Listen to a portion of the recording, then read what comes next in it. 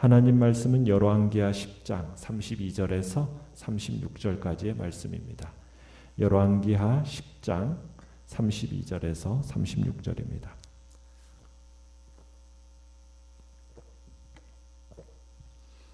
같이 한 목소리로 읽겠습니다. 시작.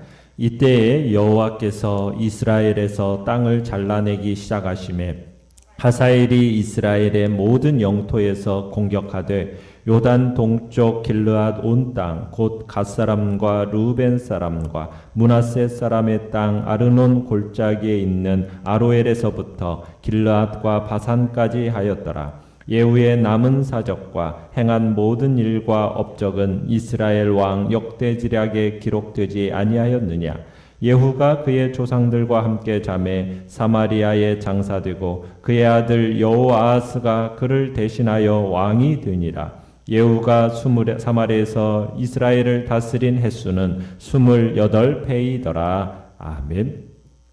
오늘 말씀의 제목은 불완전한 순종, 과분한 은혜라는 제목으로 말씀을 나눕니다. 오랫동안 하나님께 대한 반역과 죄악의 역사를 걸어온 북이스라엘을 결국 하나님께서 심판하시는데요. 열방의 침략을 받게 하시기 시작합니다. 예후가 전심으로 하나님을 따르지 않았기 때문에 그의 영토가 조금씩 이방인들의 손에 넘어가기 시작하게 된 거죠. 참 다윗 시대나 솔로몬 시대 때는 지역에 어떻게 보면 호랑이였다라고 했다면 이제는 이스라엘이 조금씩 고양이로 쇠퇴하고 있는 모습을 보게 되는 겁니다. 우리가 예후 시대에 아람의 그 북이스라엘 침공과 관련해서 영토가 상실되어지는데 그 당시에 정치적이고 군사적인 측면에서 그 원인을 먼저 한번 살펴볼 필요가 있습니다. 하사엘이 예후 이 북이스라엘을 공격하게 된 원인 중에 하나는 뭐냐면 이 예후가 친아수르 정책을 폈기 때문입니다. 하사엘은 그 당시에 아수르에 의해서 맹공을 받아가지고 주변 영토를 심각하게 잃어버리는 그런 손실을 당했었어요. 그래서 아수르와 이 아람 사이가 굉장히 사이가 나빴습니다. 그런데 이 북이스라엘 예후가 친아수르 정책을 핀 거예요. 그러니까 아람 왕 하사엘이 자극을 받았던 겁니다. 또 뿐만 아니라 그 당시 예후 당시 북이스라엘은 주변 나라들로부터 고립되어 있었어요. 그래서 이 북이스라엘을 침공하기가 굉장히 용이했습니다. 우리가 오므리 왕조라고 하는 오므리 시대부터 아합 이 시대를 보면은 북쪽으로 시돈과 동맹 관계를 맺었었죠. 결혼 동맹을 맺었어요. 남쪽으로도 유다와 동맹 관계, 결혼 동맹 관계를 맺었었습니다. 그러니까 오므리 왕조 시대 때는 북이스라엘이 이 아람과 대등한 힘의 역학 관계를 유지했다는 얘기입니다. 우리가 이세벨이라는 시돈의 공주를 북이스라엘의 왕과 결혼함으로 인해서 이제 서로 관계를 맺었고 또 아합의 공주 아달랴를 이제 남유다로 보내면서 결혼 동맹 관계를 맺으면서 어느 정도 이제 아람과의 이 힘의 관계가 균형을 이루었다는 얘기입니다. 그런데 예후 시대에 이르러서는 상황이 많이 달라져 버렸죠. 예후가 북이스라엘의 바알 종교를 척결하면서 먼저는 이 시돈의 공주 출신인 이세벨을 어떻게 했습니까? 무참히 처형하게 되거든요. 그러면서 시돈과 적대 관계에 놓이게 돼요. 거기다가 또 남유다의 아시아 왕을 어떻게 했습니까? 이 예후가 죽였거든요. 그러면서 또 그의 형제인 42명까지도 다 죽이면서 남유다와도 척을 짓게 돼요. 그래서 예후 시대 북이스라엘은 고립무원의 상태가 된 겁니다. 그래서 아람과의 힘의 균형도 깨어져 버리게 되고 만 거예요. 그래서 아람 왕 이 하사엘이 이 기회를 노려서 북이스라엘의 영토를 공격하고 점령하게 된 겁니다. 이 사건이 비록 이러한 정치적이고 군사적인 어떤 역학적인 관계에서 일어난 일이라 하더라도 그 배후에는 그 예후와 북이스라엘 백성을 징계하기 위한 하나님의 섭리가 있었음을 또한 우리는 간과해서는 안 되죠. 비록 예후가 당시 북이스라엘의 힘의 균형에 있어서는 아람에게 밀렸다 해도 만약 예후가 하나님을 경외하고 그분의 말씀에 순종했다면 어떻게 되었겠습니까? 하나님은 북이스라엘을 아람의 손에서 지켜주셨겠죠. 참 그런데 하나님에 대한 온전한 순종과 경외함에서 벗어나면서 이제 32절에 보듯이 이스라엘 땅이 잘려나가기 시작하는 겁니다. 자, 내용관찰 문제 1번을 보시면 하사엘이 이스라엘을 공격하여 차지한 땅은 어디입니까? 자, 33절에 보시면은 이 하사엘이 요단강 동편 땅을 점령하게 됩니다. 이곳은 오래전 이스라엘이 가나안을 정복할 때 누구에게 배분된 땅이었어요? 갓지파, 루벤지파, 므낫세 반지파에게 배분된 땅이었습니다.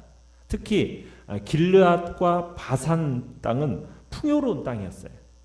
그런데 끊임없이 하나님과의 약속을 파기하고 범죄함으로 말미암아 그 땅을 소유할 권한을 박탈당하고 말게 된 거죠. 그래서 하사엘은 예후에게서 이 많은 땅을 빼앗아 버리게 된 겁니다.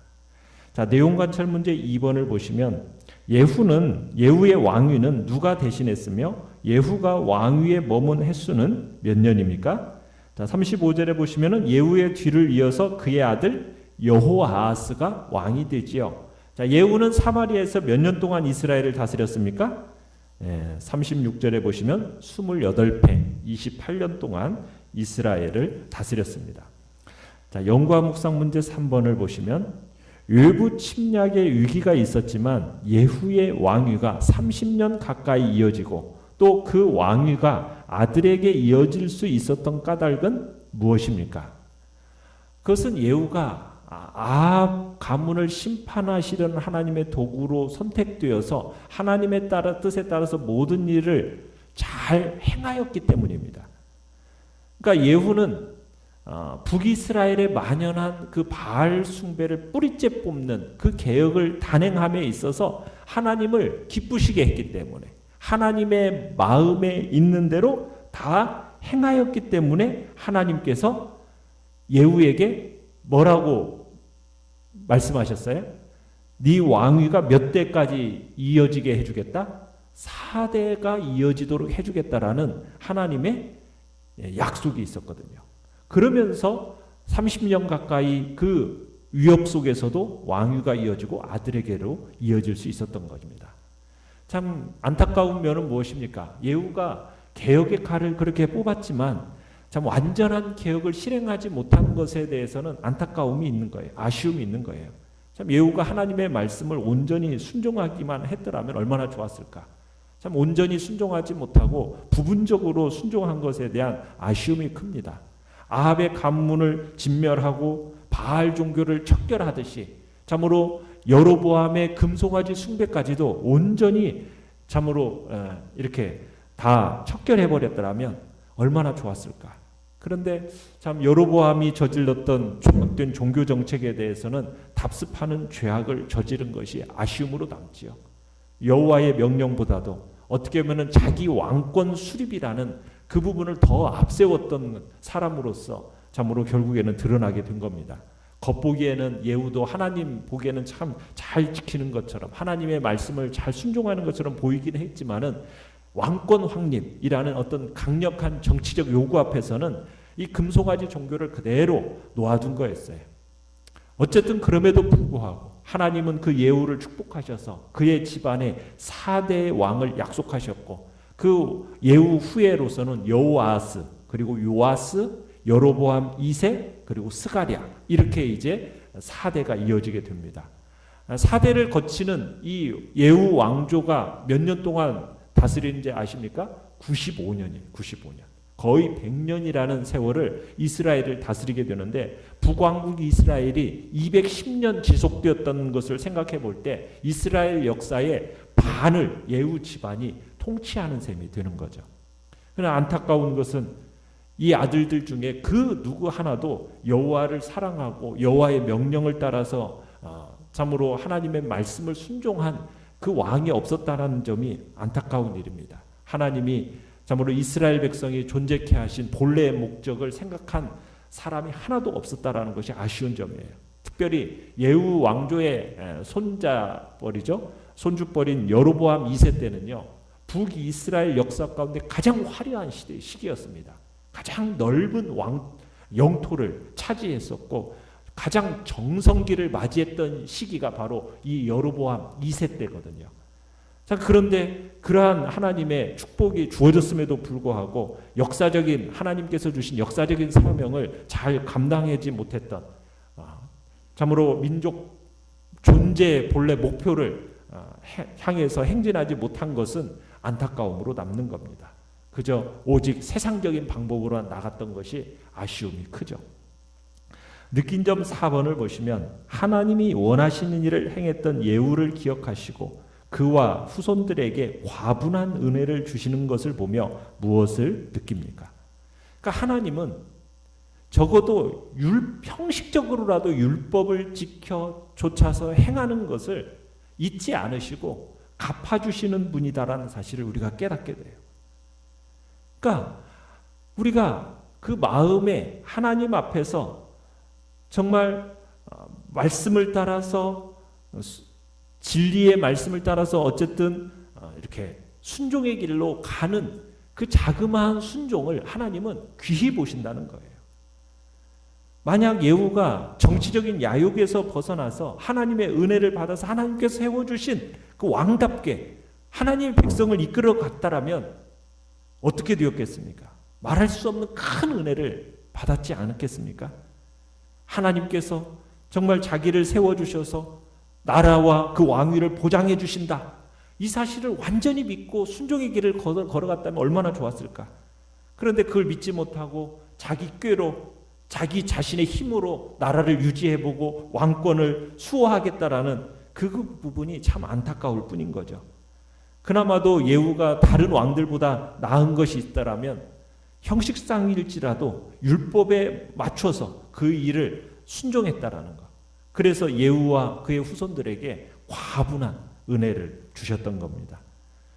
참 안타까운 것은 더 이상 발전의 길이 없이 어둠 속으로 들어가게 된 것이 역사가 그렇게 끝나고 만 것이 안타깝죠.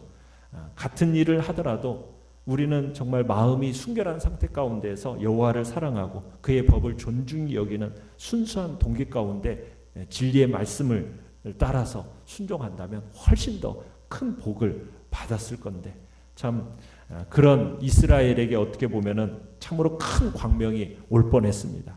그런데 그러지를 못하고 완전히 이 세상의 정책하에서 움직였던 것, 결국은 좋아지려고 했다가 참으로 말아진 상태.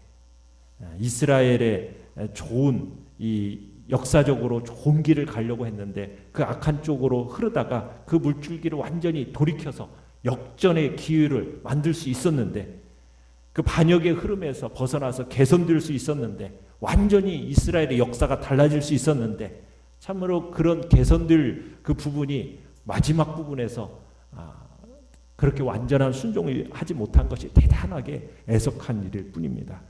어쨌든 그럼에도 불구하고 하나님은 형식적으로라도 율법을 쫓아서 행한 거 잊지 아니하시고 예후와 그의 후손들에게 과분한 은혜를 주셨던 겁니다. 하나님은 우리가 하나님께 보이는 자그마한 헌신, 자그마한 믿음의 행위, 그런 것조차도 절대로 잊지 않고 갚아주시는 분이라는 것 우리가 생각하고 우리는 주님 앞에 정말 충성된 마음으로 나아가야 할 필요성을 느끼는 겁니다. 자, 결단과 적용 5번을 보시면 내가 하나님의 뜻대로 행한 것을 하나님이 결코 잊지 않으시며 선한 것으로 갚아주신다는 사실을 의심하지 맙시다.